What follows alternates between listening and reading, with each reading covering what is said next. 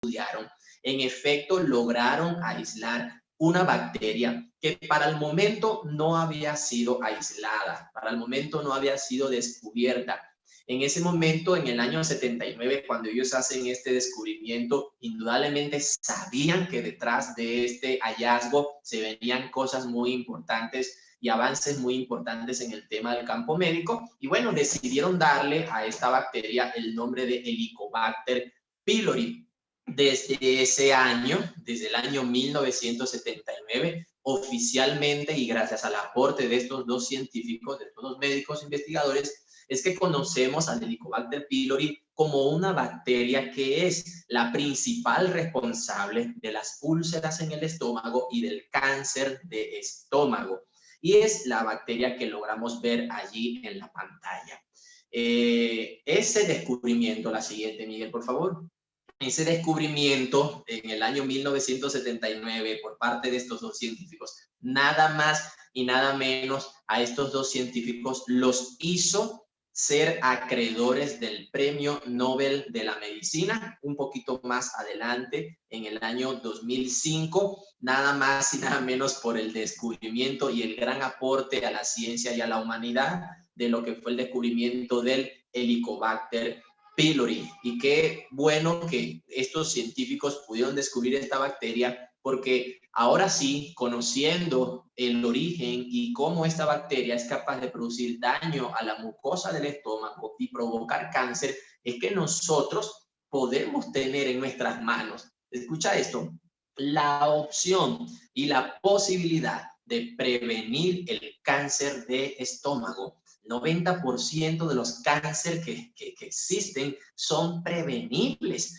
simplemente modificando el estilo de vida, haciendo actividad física, suplementando nuestra alimentación y haciendo las cosas que tenemos que hacer, nosotros podemos evitar desarrollar estas fatales enfermedades o diagnósticos. Entonces, vamos con la siguiente, Miguel, por favor. Entonces, quiero que por favor no olvides esto, que el descubrimiento del Helicobacter pylori llevó a estos científicos a ser galardonadores del Premio Nobel de la Medicina. Pero vamos a hablar un poquito de este enemigo que tenemos en la mucosa del estómago, que es el Helicobacter pylori. Y quizás la forma de la bacteria se te haga un poquito extraña, ¿no? Pero es así, es una bacteria que tiene exactamente esa forma y en la parte, digamos, posterior o inferior, según como veas la imagen, vas a ver unos flagelos o como unas colitas que tiene la bacteria. Es precisamente eso lo que se comporta como un taladro, como la mecha de un taladro en la mucosa del estómago. Entonces, vamos a hablar un poquito de esta bacteria y conocer algunas cositas que sé que te van a interesar, y al conocerlas vas a encontrarle el sentido lógico a muchas cosas que más adelante vamos a hablar. Entonces, la siguiente, mi querido Miguel. Perfecto, el Helicobacter pylori, como le conocemos, es una bacteria gram negativa tiene que ver con la coloración que la bacteria adopta en el momento en el que los histólogos hacen la tintura para poderla ver en el microscopio.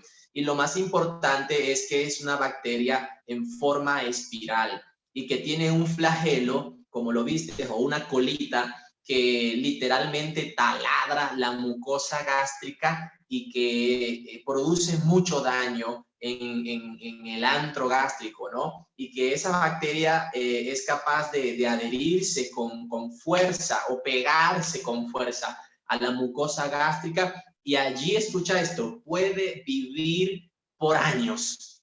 Por años. Es una bacteria difícil de erradicar. El tratamiento es costoso, complejo, incómodo, largo, y a pesar de que es muy buen tratamiento, la bacteria puede volver a aparecer y puede ser recidivante porque es altamente contagiosa. La siguiente, mi querido Miguel. Otras cositas que quiero que sepas del Helicobacter pylori es que el Helicobacter pylori tiene una enzima, y esa enzima que tiene el Helicobacter pylori es la responsable de producir vulnerabilidad en la mucosa del estómago. Esa enzima que tiene el Helicobacter es su principal arma de ataque, porque esa enzima permite convertir ciertas sustancias químicas en amoníaco, ¿ok? Esa enzima se llama ureasa y la ureasa es una enzima que convierte la urea en amoníaco y el amoníaco es una potente base. Acuérdate de cuando estábamos en el bachillerato y nos enseñaban los ácidos y las bases según el pH de la sustancia, ¿no? Todas las sustancias que tengan un pH desviado a la izquierda son sustancias ácidas y todas las que tienen un pH desviado a la derecha son bases. Entonces, el amoníaco es una potente base que neutraliza el pH ácido del estómago.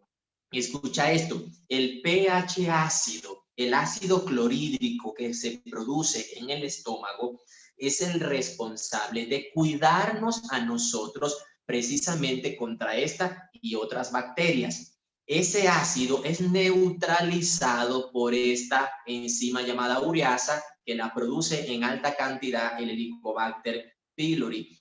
Entonces, ese efecto de neutralización del pH ácido del estómago es altamente tóxico, altamente desfavorable. Eso hace que se forme un ambiente, una atmósfera propicia para que el Helicobacter se multiplique de una manera rápida y penetre rápidamente y produzca erosión y perfore y la mucosa del estómago dando origen a las úlceras, ¿ok?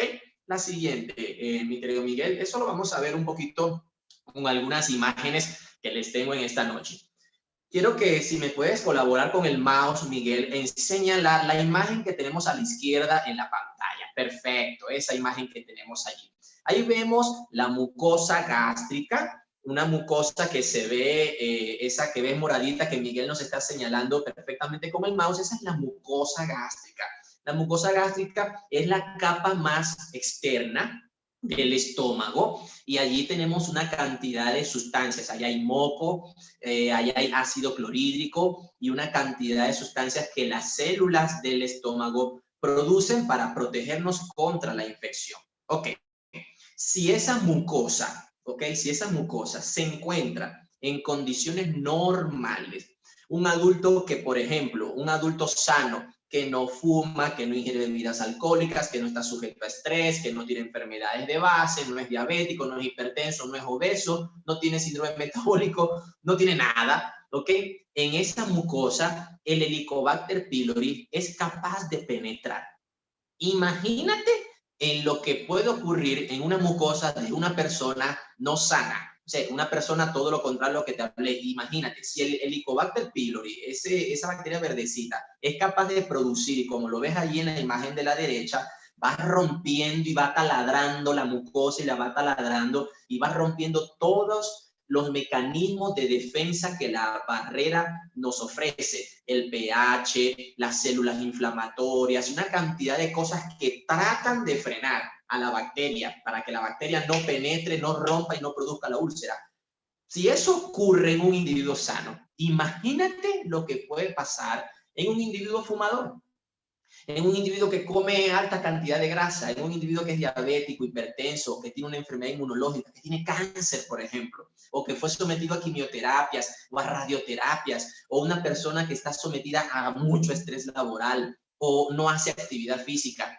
Fácilmente todo eso le facilita el trabajo al Helicobacter pylori. Por esa razón, el Helicobacter pylori no solamente es considerada la causa o una de las causas, sino también un factor de riesgo, porque también la infección por esta bacteria es un riesgo para desarrollar otras enfermedades.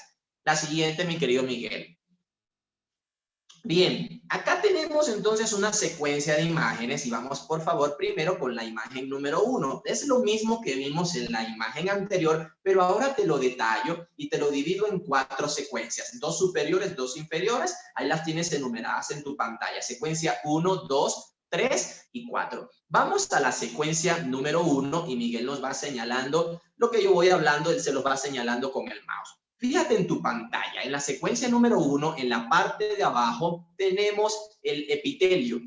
El epitelio son las primeras células del estómago que se encuentran por debajo de la mucosa. De color moradito tenemos la mucosa, allá arribita, exactamente, todo eso es la mucosa, y debajo de la mucosa ya se exponen las primeras células estomacales. Eso es el panorama normal, microscópico del estómago. Ahí vemos descender del cielo como un relámpago al Helicobacter pylori, que de pronto nos contaminamos porque nos tomamos un vasito de agua en la calle, en la casa de un amigo, y nos contaminamos. Ahorita vamos a hablar cómo nos podemos contaminar con esta bacteria. Bueno, el punto es que nos contaminamos. Y ahí vemos la bacteria penetrar la mucosa. Ya taladró la mucosa. Ya en ese punto de imagen 1, ya puedes ver al Helicobacter pylori teniendo contacto con la célula. Es decir, ya logró vencer la primera barrera, que es la mucosa, que como lo viste en la imagen anterior, por arriba del epitelio está la mucosa. Entonces, ya ahí el Helicobacter pylori venció la mucosa, ya no hubo nada que hacer, una mucosa que no es de buena calidad por todos los factores que te hablé, y ya está en contacto con el epitelio. ¿Qué pasa una vez que el Helicobacter pylori se pone en contacto con el epitelio? Vamos a la secuencia número 2. ¿Te acuerdas que te hablé de una enzima llamada ureasa? Y recuerda que la ureasa es una enzima que tiene el Helicobacter pylori que convierte el amoníaco, perdón, la urea en amoníaco. Entonces, una vez que el Helicobacter pylori entra en contacto, como lo ves en la segunda imagen, comienza rápidamente la ureasa a hacer el trabajo que le compete hacer y comienza a cambiar el pH. Comienza a cambiar el pH. Ese pH de la mucosa que era ácido porque había mucho ácido clorhídrico, comienza ahora a convertirse en un pH básico o alcalino. Y ese cambio en el pH es el que favorece la ruptura de la mucosa gástrica. En el paso 3 vemos muchos más helicobacter llegando al ataque porque ya se creó una atmósfera favorable. Al principio son poquitos los que logran llegar por el ácido del estómago, pero a lo que una llega, las demás llegan rápidamente porque ahora sí está todo preparado y listo para que ellos puedan entrar y vulnerar la mucosa. Entonces, una vez que están todas esas bacterias allí sobre el epitelio y que se comienza a producir alta cantidad de amoníaco y se neutraliza el pH, la colita del Helicobacter, como les comenté, comienza a taladrar la mucosa y va taladrando, va taladrando, va taladrando y va produciendo daño profundo. Y es así como se forma un hueco, como lo ven allí en la imagen número 4, el daño de la mucosa, y ahí está el hueco. Fíjate cómo quedó la mucosa separada. Quedó un lado a la mano izquierda, otro pedacito de mucosa a la derecha, y hay un hueco ahí en la mucosa. Y no solamente en la mucosa, se comienza a dañar los tejidos que están más profundos, el epitelio, la capa muscular, y eventualmente ese hueco puede romper un vaso sanguíneo. Por ahí abajito comienzan a pasearse los vasos sanguíneos, y si ese hueco rompe un vaso sanguíneo o esa úlcera lesiona un vaso sanguíneo, comienza ese vaso a sangrar a chorro, y es donde viene la hemorragia digestiva, ese paciente que vomita la sangre o que evacúa sangre digerida de color negro como petróleo, que conocemos como melena. Eso es lo que el Helicobacter pylori produce en nuestro cuerpo. Para lo que te voy a explicar más adelante, necesito que por favor te grabes esta imagen y cómo el Helicobacter produce daño en la mucosa. La siguiente, mi querido Miguel. Ahora te voy a mostrar con más detalle todavía. Si te puedes regresar un momentico a la anterior, Miguel, porque para entender esta lámina te quiero enfocar acá qué es lo que vamos a ver en la siguiente lámina. Quiero que mires, por favor, la primera imagen donde está el Helicobacter llegando allí al epitelio. Todas esas células que están abajito de color rosado son las células epiteliales. Células epiteliales. En la siguiente vamos a ver una imagen más grande de una célula epitelial y cómo nuestro cuerpo se defiende, porque no creas que el cuerpo no se defiende, claro que se defiende, pero a veces el mecanismo de defensa es tan pobre, es de tan baja calidad que termina ganando la pelea el Helicobacter. Es una pelea entre el bien y el mal, el Helicobacter y tu mecanismo de defensa, que es la mucosa y el epitelio gástrico. Vamos ahora sí a la siguiente, mi querido Miguel. Fíjate lo que te quiero mostrar acá, no te me asustes mucho por esta imagen que tú estás viendo acá. Pero sí quiero que por favor vamos de arriba a abajo. De arriba a abajo nuevamente vemos todas esas bacterias que son los Helicobacter. Si las puedes señalar, por favor. Gracias, Miguel. Ahí Miguel nos está mostrando todos los Helicobacter pylori. Están allí, ya penetraron la mucosa gástrica, ya están en contacto con el epitelio. ¿Qué pasa una vez que el Helicobacter pylori toca una célula del epitelio? Se desencadena una respuesta inmunológica. Escucha bien lo que te voy a decir. Las mucosas son uno de los más importantes órganos del sistema inmunológico. Así lo veo yo, porque las mucosas tienen toda la maquinaria ya lista y dispuesta para que una vez que una bacteria las toca, ellas de una vez desencadenan una respuesta inflamatoria. Significa que en el proceso de formación de una úlcera en el estómago están involucrados mecanismos inflamatorios.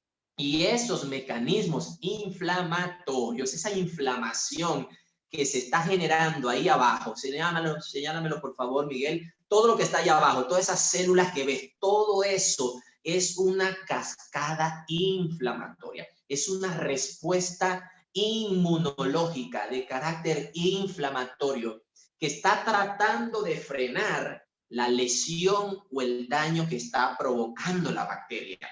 Si vemos un poquito más a fondo las células que están allí vamos a ver linfocitos T, vamos a ver células presentadoras de antígenos y una cantidad de células del sistema inmunológico. Por eso es muy importante que tú vayas entendiendo el mensaje que te quiero transmitir.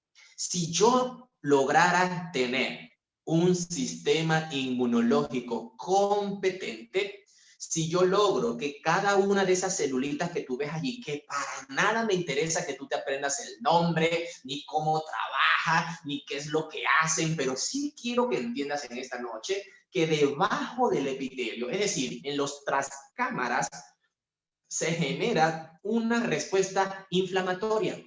Inflamación, por eso se llama gastritis, porque es inflamación del estómago y esa inflamación la produce el Helicobacter y que en ese proceso inflamatorio tenemos células del sistema inmunológico.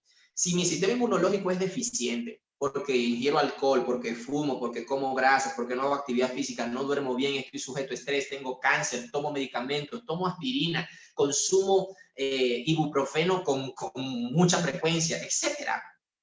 Eso va a ocurrir de una manera más acelerada. Pero si yo logro fortalecer mi sistema inmunológico y fortalecer el funcionamiento de todas las células, Miguel, por favor, hazle así, circulito. Si yo logro fortalecer el funcionamiento de todas esas células que están debajo del epitelio, créeme que le vamos a ganar la batalla al Helicobacter pylori. Muy bien, la siguiente, por favor, Miguel. Me encanta que me estén entendiendo hasta el momento. Entonces, para resumir hasta acá, ¿cómo va progresando la infección por Helicobacter pylori? Lo primero que ocurre es que yo me infecto con la bacteria. Y ya vamos a ver de qué forma me puedo infectar. Una vez entonces que yo me infecto con la bacteria ataca una mucosa gástrica normal. Vamos a suponer, y vamos a hablar en este momento de un individuo sano, una mucosa gástrica normal, sana. Eso hace entonces que ahora ya yo tenga una infección por Helicobacter pylori, que es el siguiente renglón que ven de arriba abajo, el segundo. Esa infección por Helicobacter pylori muchas veces, mejor dicho, al principio es asintomática. La persona no sabe que tiene la bacteria en un momento de estrés, en un momento de una enfermedad, en un momento emocional muy fuerte, en cualquier circunstancia que haga que tu sistema inmunológico se deprima. En el momento en que tu sistema inmunológico se deprime, ahí comienza entonces a activarse el dolor, la molestia, el ardor. De resto, puedes tener la bacteria y no te has dado cuenta. Por esa razón es que la mayoría de los pacientes que tienen Helicobacter pylori positivo son pacientes crónicos, porque son pacientes que no se infectaron ayer, que tienen meses o años con la bacteria y no se habían dado cuenta. La bacteria les está perforando, les está rompiendo, les está dañando y no se habían dado cuenta. Ahora sí, una vez que yo tengo una infección crónica por Helicobacter, pueden aparecer una constelación de enfermedades que en el peor de los casos te puede llevar a cáncer, como lo puedes ver abajo. Pero antes del cáncer, por supuesto, ese paciente pasó por dolor abdominal, ardor en la boca del estómago, reflujo gastroesofágico por años, pasó por una gastritis crónica y después eso pues comenzó a evolucionar, cambios celulares, se activaron oncogenes o los genes del cáncer, si tienes el antecedente del cáncer y así llegaste lamentablemente a la etapa que nadie quiere llegar, que es el cáncer de estómago. Entonces, pero fíjate que todo comenzó con una bacteria que te infectó y terminaste con cáncer. ¿Por qué? Porque no tuviste un mecanismo de defensa, porque tu primera barrera, que fue la mucosa gástrica, no servía para nada. Luego de la mucosa gástrica vino el epitelio no sirvió para nada. Luego estaban las células del sistema inmune abajito, acuérdate, mucosa, epitelio, células del sistema inmune, tampoco servía para nada. Entonces, ¿qué crees? Si nada de eso sirvió, vas a terminar teniendo, lamentablemente, un cáncer de estómago. Bien, vamos con la siguiente, mi querido Miguel. Perfecto, entonces el Helicobacter pylori, lógicamente, va a producir una cantidad de cambios en la célula, va distorsionando esa célula bonita que viste en mi lámina, él va cambiando la forma de la célula con los años, esto no es de un día para otro. Con los años, el Helicobacter tiene la capacidad de cambiar la forma y esos cambios en la forma de la célula se conocen como metaplasia. Y esa metaplasia puede terminar convirtiéndose en cáncer de estómago. Pero quiero que leas algo que resalté, si lo puedes, por favor, la segunda aseveración que hago en mi lámina, gracias Miguel, algo que resalté en la patogenia, en el origen del cáncer de estómago y de la úlcera de estómago y la úlcera duodenal. Cuando el Helicobacter pylori se pega a la célula gástrica, produce, ojo a esto, demostrado científicamente, y esto es algo importantísimo que hoy tenemos que llevarnos a la casa. Por favor, esto guárdatelo en el bolsillito y compártelo. Cuando el Helicobacter pylori se pega a la mucosa del estómago, produce disminución directa de los niveles de glutatión en la mucosa del estómago. Y tú dirás, bueno, ¿y qué es eso del glutatión? Más adelantico te voy a hablar un poquito del glutatión, pero quiero que por favor esto lo tengas claro. Uno de los mecanismos por los cuales el Helicobacter pylori produce daño a la mucosa, daño a la célula y puede potencialmente llevarte a cáncer de estómago es porque te disminuye los niveles de glutatión en la mucosa. Quiere decir que si yo puedo mejorar los niveles de glutatión en la mucosa, ¿qué crees? Evito todo eso que ya te hablé. Evito la infección crónica, evito todos esos cambios que me van a llevar a cáncer, ¿ok?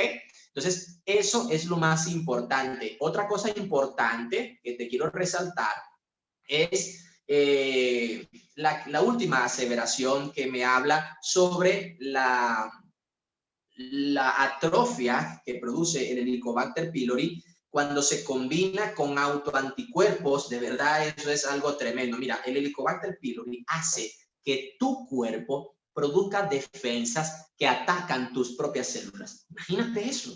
O sea, produce autoanticuerpos, defensas que atacan tu propio cuerpo. En vez de atacar las bacterias, en vez de atacarla a ella como bacteria, el Helicobacter hace que se produzcan anticuerpos que te atacan a ti. Eso es terrible. Y eso tiene que ver mucho con el sistema inmunológico. Si yo logro regular todo mi sistema inmunológico, ese efecto tóxico no lo vamos a tener y por supuesto va a tener un efecto protector sobre mi estómago. Vamos a la siguiente, mi querido Miguel. Bien, entonces, ¿de qué depende que yo me infecte del Helicobacter pylori? Vamos a verlo a continuación. Aquí tenemos los factores de riesgo para yo infectarme por esta bacteria. Pero todo no queda allí. Yo te los voy a nombrar, pero todo no queda allí, porque hay cuestiones más profundas que esto, ¿no? Pero vamos a los que tradicionalmente se han descrito. Imagínate, por favor, una familia en el barrio más pobre de la ciudad donde tú vivas.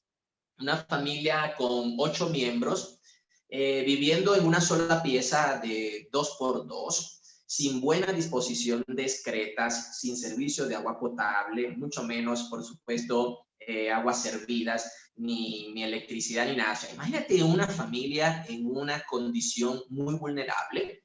Esa familia, obviamente, están todos hacinados, todos toman agüita del mismo vaso, una agüita que no es potable, que sabemos de qué río pueda venir contaminada, incluso con material fecal.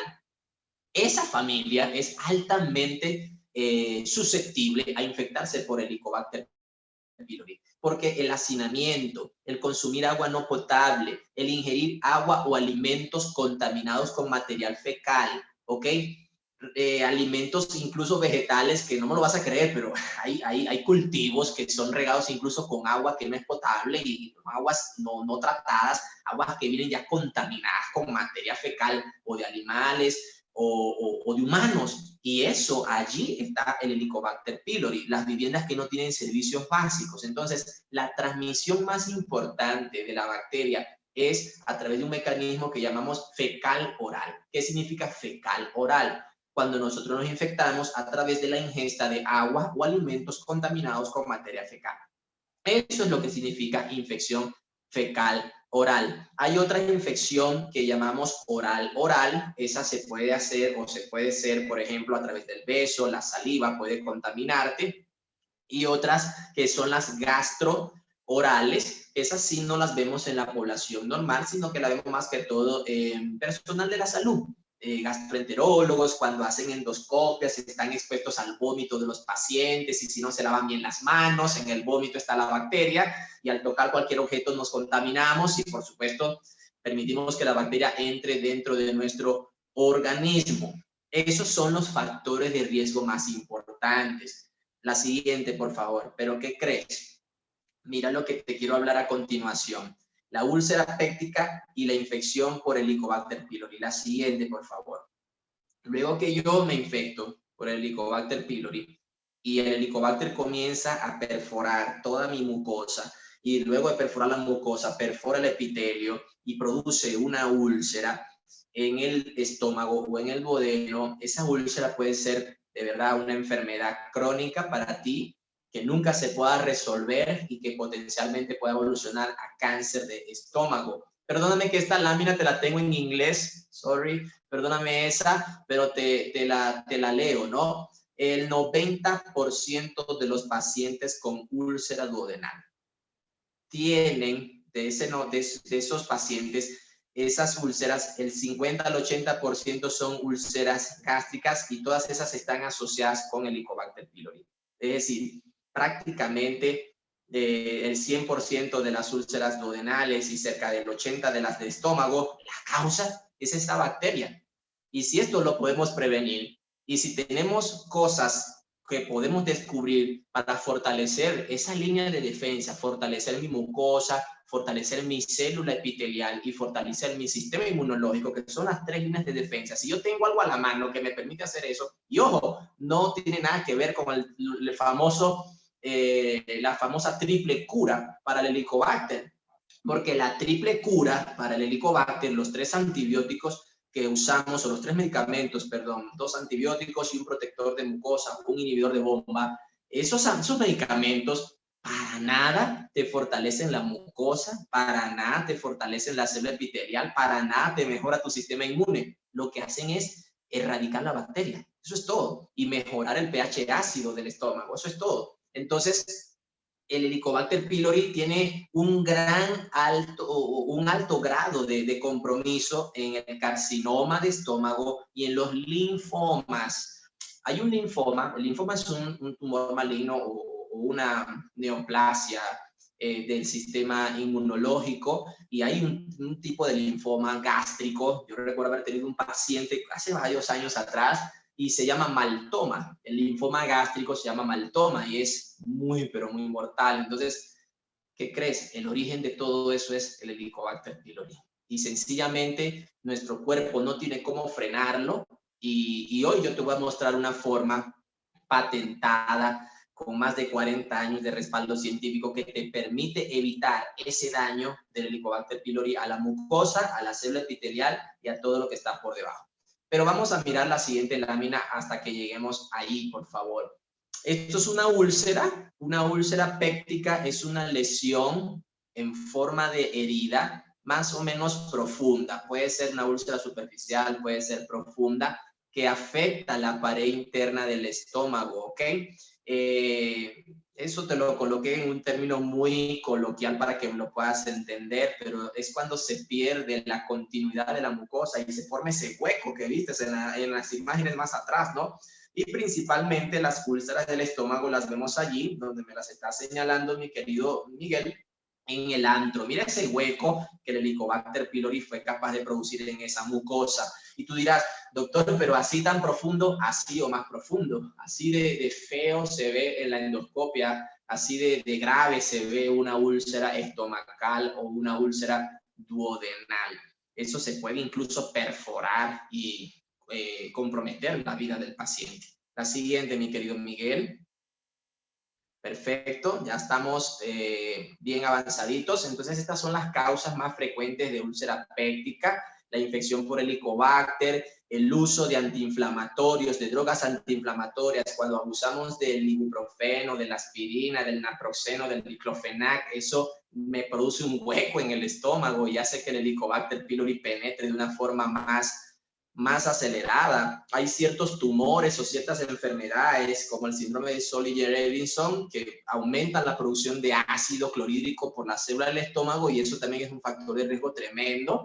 La bebida alcohólica, el estrés, los bajos niveles de melatonina cuando no dormimos bien, el hábito tabáquico y una cantidad de factores que te pudiera acá nombrar que te debilitan la mucosa y te hacen propenso a tener infección por el Helicobacter pylori. La siguiente, mi querido Miguel. Perfecto. En cuanto al cáncer del estómago y la relación con el Helicobacter pylori, bueno, ya lo hemos venido hablando, ¿no? Cuando la infección por Helicobacter se hace crónica, el Helicobacter puede producir cambios en la forma de la célula, que se llama metaplasia, y en algún grupo de pacientes esa metaplasia se puede convertir en cáncer de estómago. La siguiente, mi querido Miguel. ¿Qué pasa? Acá vemos entonces, pues el cáncer es el segundo cáncer más frecuente en el mundo, es el cáncer de estómago, solamente lo supera el cáncer de pulmón. Ambos son muy malignos y la mortalidad es muy elevada por estas enfermedades. De hecho, la expectativa de vida, escucha esto, la expectativa de vida de un paciente que se le hace el diagnóstico de cáncer de estómago es de 8 a 9 meses. Difícil, ¿cierto? Entonces, ¿qué tenemos? Tenemos una enfermedad maligna, pero es que es totalmente prevenible y que tenemos formas de evitar que el Helicobacter me produzca tantos daños. Y hay una forma que yo te quiero comentar, la siguiente, por favor. Yo no sé si recuerdas en la lámina que hablábamos del glutatión. Bueno, acá hacemos como un repasito de cómo es esa secuencia, ¿no? Primero afecta la mucosa gástrica, luego entonces viene más profundo, produciendo gastritis. Esa gastritis puede sufrir cambio en la célula, cambio de forma, se llama metaplasia. Hay otra cosita que es la displasia. Bueno, no te voy a quitar mucho tiempo en esto, pero el fin de esa ruta es el que está abajo, cáncer de estómago. Pero entre la mucosa gástrica normal, en verde, y la gastritis, hay allí unas cositas que tú ves allí: vitamina C, vitamina E, aumento en los niveles de producción de ácido clorhídrico. Esa vitamina C que tú ves y vitamina E es porque se cree que los antioxidantes pueden tener un factor protector en el tema de la evolución a cáncer de estómago. Y este tema de los antioxidantes por años ha sido estudiado. Allí aparece la vitamina C, la vitamina E, que lógico, como antioxidantes te van a brindar un beneficio. Todos los antioxidantes son anticancerígenos, todos son anticancerígenos, pero el más potente de todos los antioxidantes, y el Helicobacter pylori sabe que eso es así, él es inteligente. El Helicobacter pylori sabe que el antioxidante más importante de todos es el glutatión. Por eso te dije cuando leímos aquella lámina, recuerda esto, donde decía que el Helicobacter pylori disminuye los niveles de glutatión de la mucosa, porque él sabe que ese es el antioxidante más importante. Sigue la siguiente y pasa a la siguiente, porque esta también es como un repaso de cómo va evolucionando la lesión hasta llegar al cáncer. Quiero mostrarte algunas cositas interesantes en cuanto a la revisión científica. PubMed, arriba lo puedes ver, es una página médica, es una página web, es un buscador médico, es un buscador de estudios científicos. Y allí en PubMed encontré, haciendo la revisión, este artículo que habla sobre la importancia pronóstica de los niveles de glutatión en un paciente que tiene cáncer gástrico, ¿ok? Cuando tú lees ese estudio, te vas a dar cuenta de cómo ya desde el año 2012, quizás un poco antes, ya se viene hablando de la importancia del glutatión para la prevención de cáncer de estómago. Y no solo para la prevención de cáncer de estómago, la importancia que el glutatión tiene para prevenir úlceras estomacales, úlceras duodenales, infección incluso por el Helicobacter pylori. Y bueno, vamos a la siguiente. Esto te lo quería mostrar para que veas que sí hay estudios científicos que hablan de esto. Esto es otra revista que me pareció súper interesante mostrártela porque sé que acá se conecta mucha gente de Perú. Y bueno, esto es una revista peruana que se llama Horizontes Médicos. Es de Lima la revista, y este artículo fue publicado hace 3 añitos. O sea, esto está calientico, recién sacado del horno. Para nosotros un estudio de menos de 5 años de antigüedad es un estudio perfecto para poderlo revisar. En esta revista, fíjate lo que dice: inmunología del cáncer, bases moleculares y celulares de la respuesta inmune antitumoral. En otra palabra, el cáncer es una enfermedad inmunológica, prácticamente inmunológica o multifactorial. Tiene un componente genético, inmunológico, ambiental, ¿ok? Pero tiene un componente inmunológico muy fuerte, muy pesado. Es decir, si yo logro fortalecer mi sistema inmunológico, no tengo por qué sufrir de cáncer de estómago ni de ningún órgano, porque tengo un sistema inmunológico competente y puede responder y frenar cualquier bacteria o cualquier agresor que me quiera traer esa enfermedad. Bien, la siguiente, esos estudios están allí en internet, son gratuitos, ustedes los pueden leer sin ningún problema. ¿Qué es lo importante de todo esto? Y para cerrar, es que usted y yo entendamos cómo podemos cuidar nuestro estómago, de esto. ¿Qué podemos hacer? Hay cosas que tenemos a la mano que las podemos hacer. Lo más importante, comer a la hora regular, no saltar ningún alimento, perdón, ninguna hora de comida, ni ningún plato principal, ni el desayuno, ni el almuerzo, ni la cena. Los tres son fundamentales. Alimentarnos de manera balanceada, aumentar el consumo de frutas, aumentar el consumo de vegetales, porque ellos contienen vitaminas y antioxidantes que, como te comenté, son anticancerígenos. Hortalizas, cereales, frutos secos, aguacate, todo eso ayuda, de verdad que sí ayuda. La siguiente, ayuda mucho a cuidar tu estómago. Evitar todos estos excesos, que esto es como yo lo digo, esto es el menú del fin de semana, es las comidas en la calle, los tragos, el alcohol, cigarrillo. Esto es lo que usted sale y ve en cualquier ciudad, en cualquier país del mundo. Usted sale un fin de semana o un día de semana y esto es lo que ve: el exceso de picantes, exceso de comidas en las calles. Entonces, sí, la siguiente, Miguel, no hay problema. Entonces, yo te quiero dar un consejo. En vista de todo lo que hemos hablado, tú tienes que darle a tu célula gástrica un estilo de vida saludable. Tú tienes que darle a tu célula gástrica el valor que tiene. Cuida, por favor, las células de tu estómago. No solo comiendo balanceado, durmiendo bien, aumentando el consumo de frutas y vegetales, aumentando el consumo de agua, manteniendo tu célula hidratada, pero sobre todo mejorando los niveles de glutatión en la mucosa de tu estómago, mejorando el funcionamiento de tu célula gástrica y mejorando el funcionamiento del sistema inmunológico que está justo por debajo del epitelio que reviste el estómago. La siguiente, mi querido Miguel.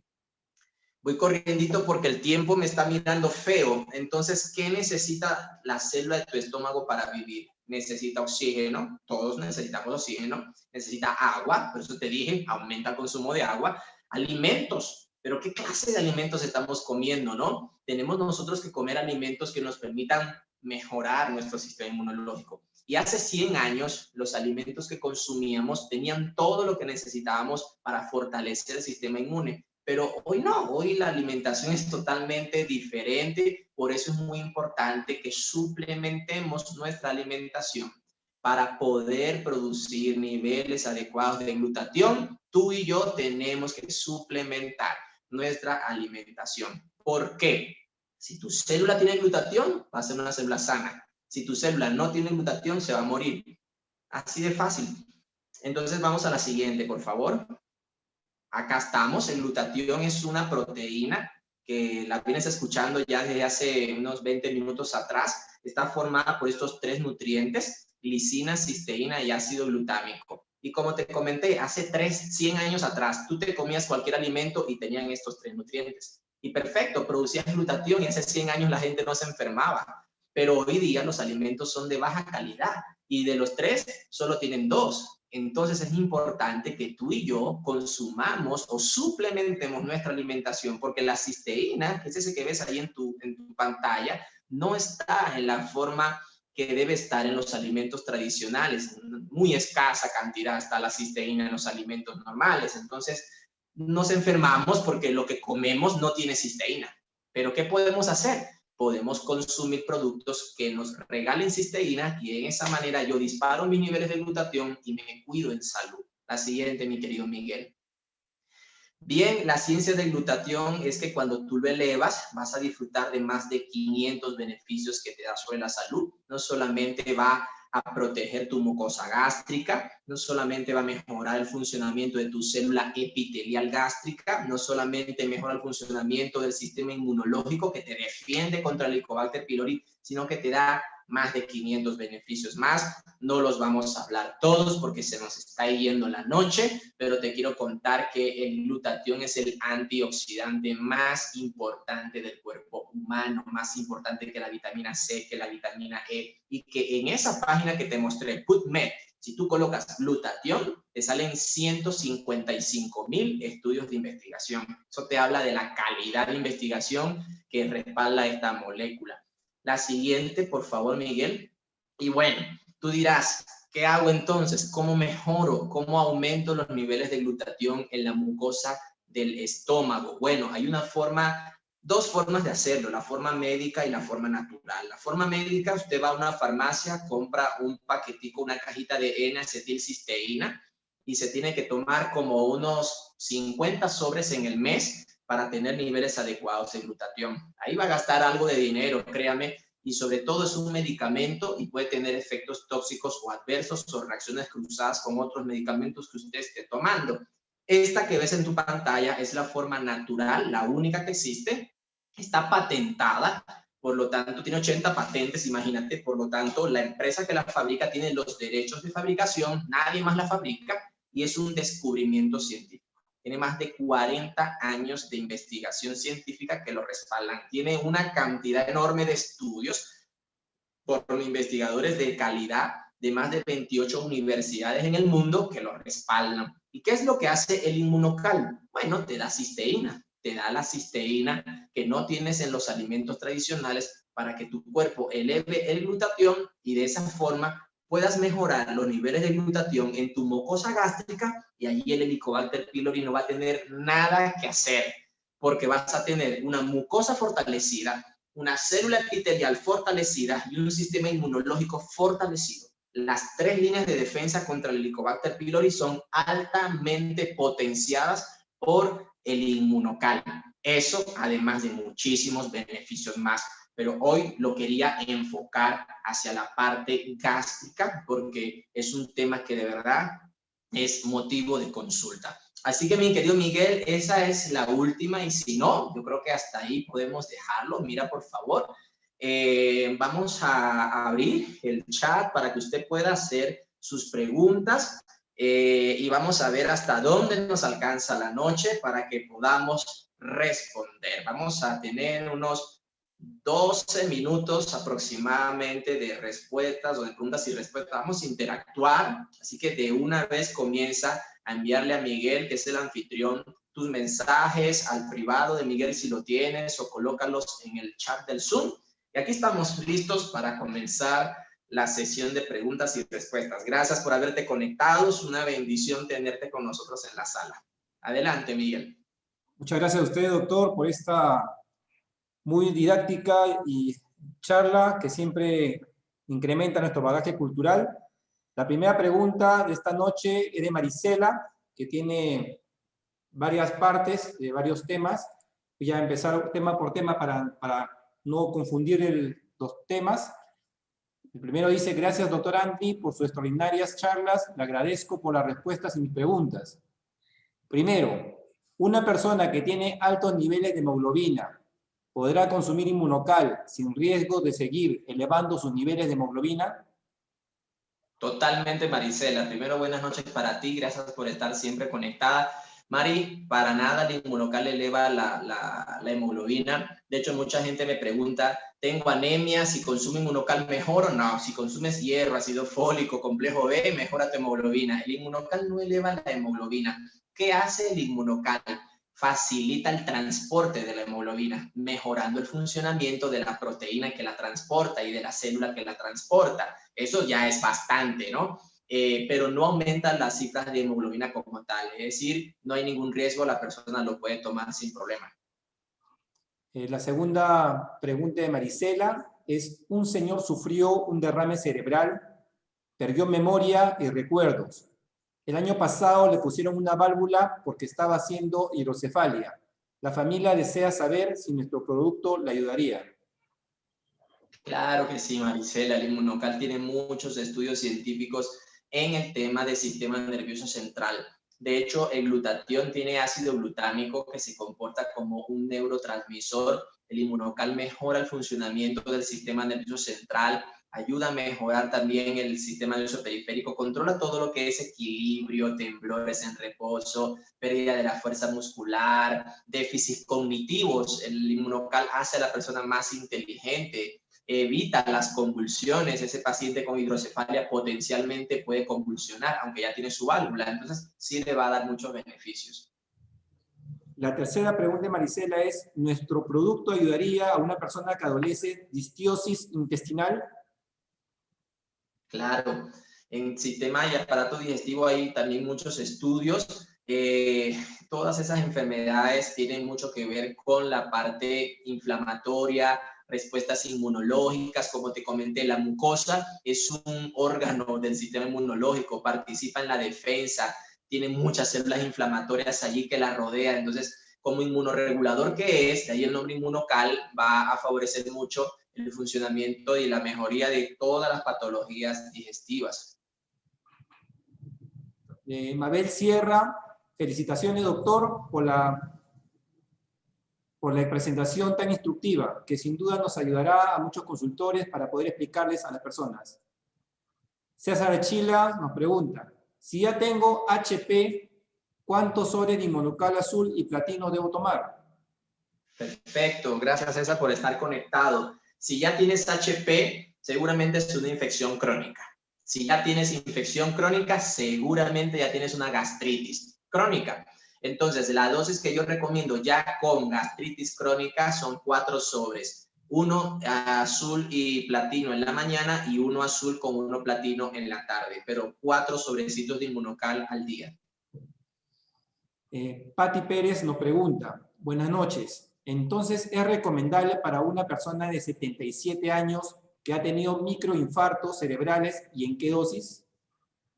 Perfecto. Los microinfartos cerebrales a esa edad son relativamente frecuentes, ¿ok? Y no van a condicionar ningún riesgo de muerte.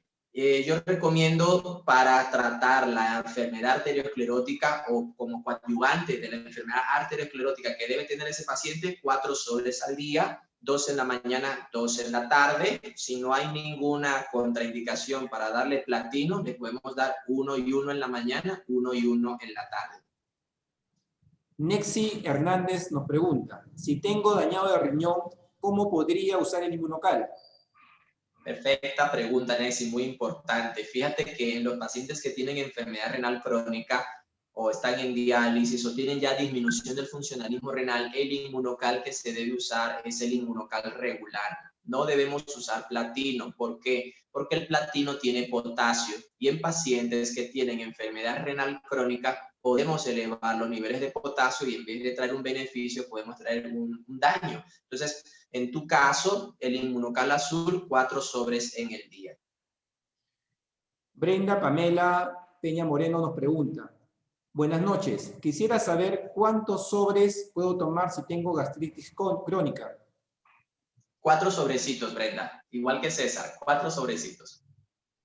Mariela Rey nos pregunta, buenas noches, si hace más de 10 años fui diagnosticada con gastritis crónica, luego del tratamiento se sigue presentando algunos síntomas como hinchazón en el estómago, pero en el examen que se realiza, como el soplido aparece que no presenta Helicobacter. ¿Cuál sería el diagnóstico?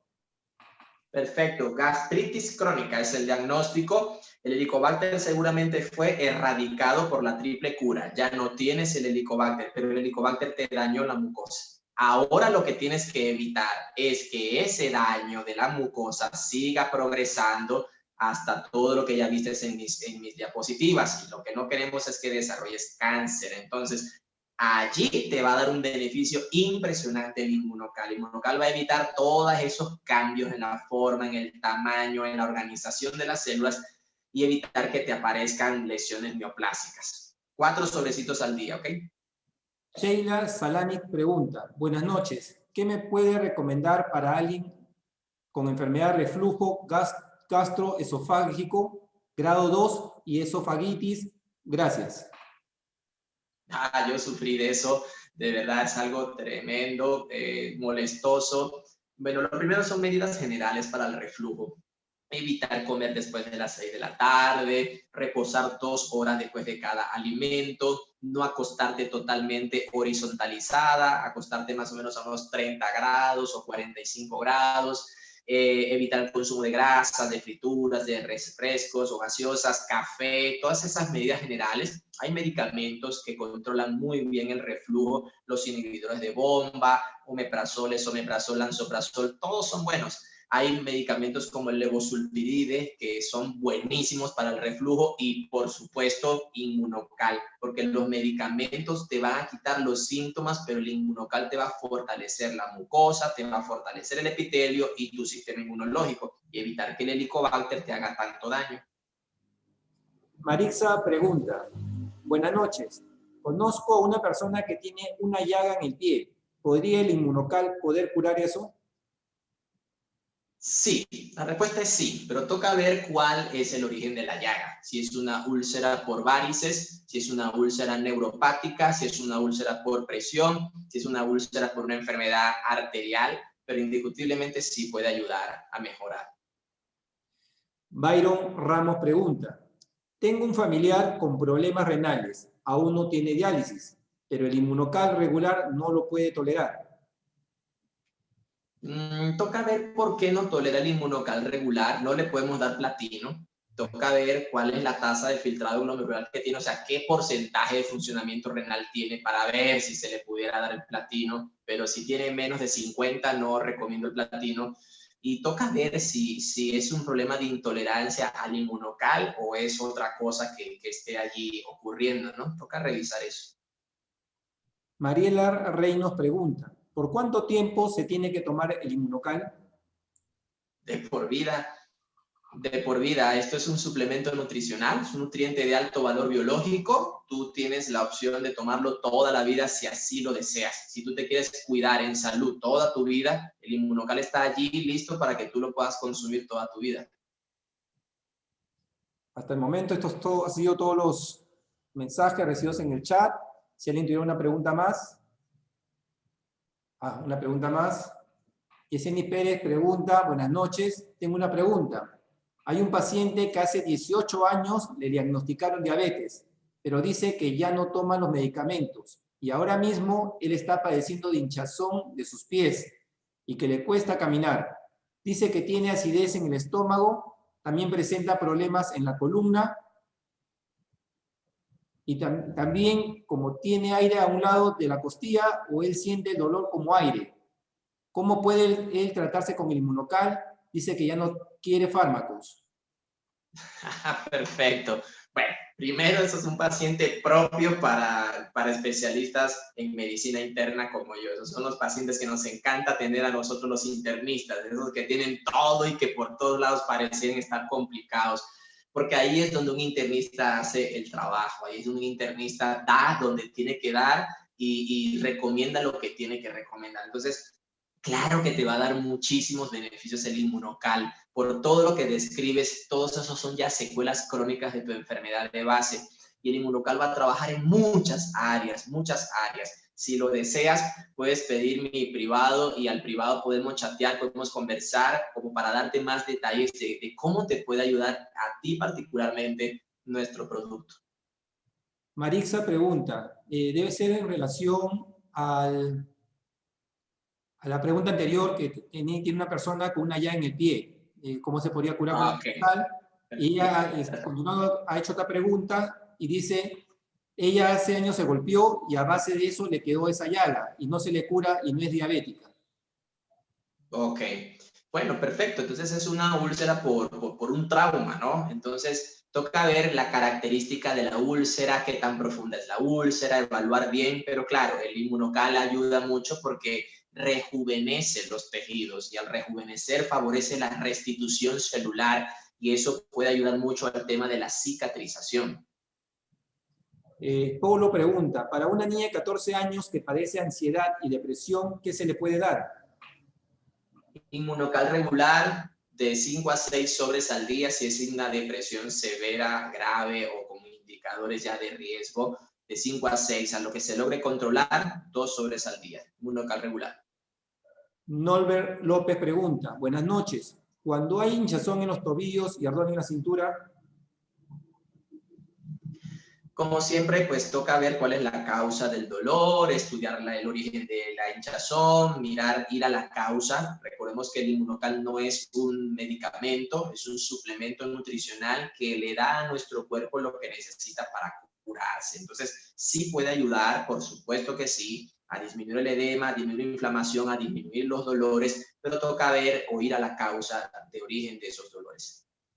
Selvin Ordóñez pregunta, hola, buenas noches, tengo una pregunta, solo una bebé que al mes le salió un lunar rojo en la frente, ¿qué será? ¿Que el inmunocal lo puede curar?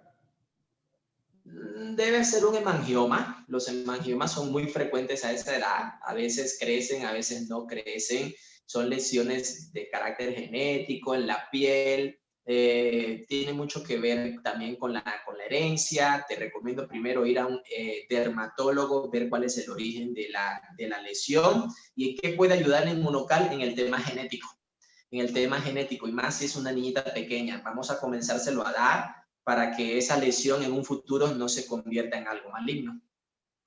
Neki nos dice, a mí me atiende el doctor Andri como mi médico de cabecera, da citas por Zoom y es excelente. No, para ti y para cualquier persona estamos totalmente a las órdenes. Gracias por tu confianza, te lo agradezco. Yeseni Pérez dice, doctor, tengo varios casos. Dali Villatoro nos dice, buenas noches, ¿qué personas recomendaría que deben tomar el Inmunocal Platinum? Mayores de 35 años, atletas, entrenadores físicos o personas de alto rendimiento o que deseen tener un mejor rendimiento en su día a día, pero habitualmente ya después de los 35 años el que más debemos consumir es el Inmunocal Platino, porque tiene creatina, nos ayuda a mantener nuestra masa muscular, a que cuando lleguemos a viejitos lleguemos con una buena masa muscular, sin dolores, sin artrosis, ¿sí? Entonces es el Inmunocal Platino. Polo nos agradece a usted y al que habla por nuestro apoyo. Nos bendice. Gracias a ti, Polo.